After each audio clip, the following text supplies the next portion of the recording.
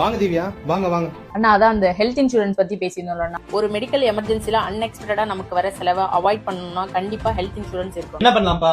அடுத்த மாசம் பண்ணிக்கலாம்ப்பா.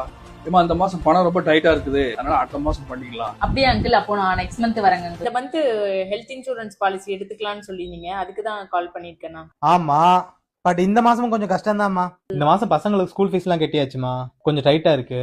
திவ்யா, நான் அவுட் ஆஃப் ஸ்டேஷன்ல இருக்கேன், ஊருக்கு வந்து நானே. இந்த மாசமும் முடியாதுமா, ஊர்ல தங்கச்சி பொண்ணு காது குத்து, செய்முறை நிறைய செய்யணும். அடுத்த மாசம் பாக்கலாமா? இந்த மாசம் தீபாவளி வேற வருதுமா, செலவு நிறைய இருக்கு. தீபாவளி முடியட்டும், அடுத்த மாசம் கண்டிப்பா பண்ணிடலாம். இரண்டு ஆஃபர்ல இப்பதான் நியூவா பைக் ஒன்னு வாங்கிட்டேன். ஜனவரி ஃபர்ஸ்ட் வீக் கால் பண்ணுங்க, ஷியூரா பண்ணிடலாம். சாரி திவ்யா, மாசம் பொங்கல் வேற வந்துருச்சுமா, செலவு நிறைய இருக்கு. பொங்கல் முடியட்டுமா, கன்ஃபார்மா பண்ணிடலாம்.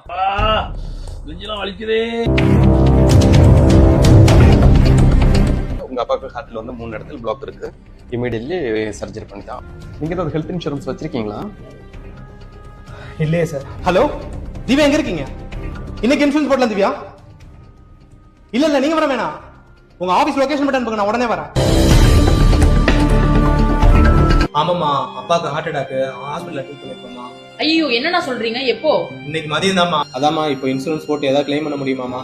உன்னை நம்பிதாம்மா வந்திருக்கேன், ஏதாவது ஹெல்ப் பண்ணுமா? அப்பாக்கு இப்போ நம்ம இன்சூரன்ஸ் எடுக்க முடியாதுண்ணா. அப்படியே எடுத்தாலும் இமீடியட்டா கிளைம் பண்ண முடியாது. அட்லீஸ்ட் நீங்க லாஸ்ட் மந்த் பாலிசி எடுத்திருந்தா கூட நம்ம இப்ப கிளைம் பண்ணிட்டு இருக்கலாம். இன்சூரன்ஸ் இப்ப எடுக்கவே முடியாதுண்ணா. சாரிண்ணா, ஹாஸ்பிட்டல் அட்மிட் ஆயிட்டு எந்த ஒரு கம்பெனிலையும் பாலிசி எடுத்து நம்ம கிளைம் பண்ண முடியாது. தப்பா நினைச்சுக்காதீங்கண்ணா. என்கிட்ட பேசி நீங்க டைம் வேஸ்ட் பண்றதை விட வேற ஏதாவது சோர்ஸ்ல பணம் ரெடி பண்ண முடியுமான்னு பாருங்க. சரிம்மா, நான் போயிட்டு வரேன். ஹலோ, என்னங்க என்னாச்சு?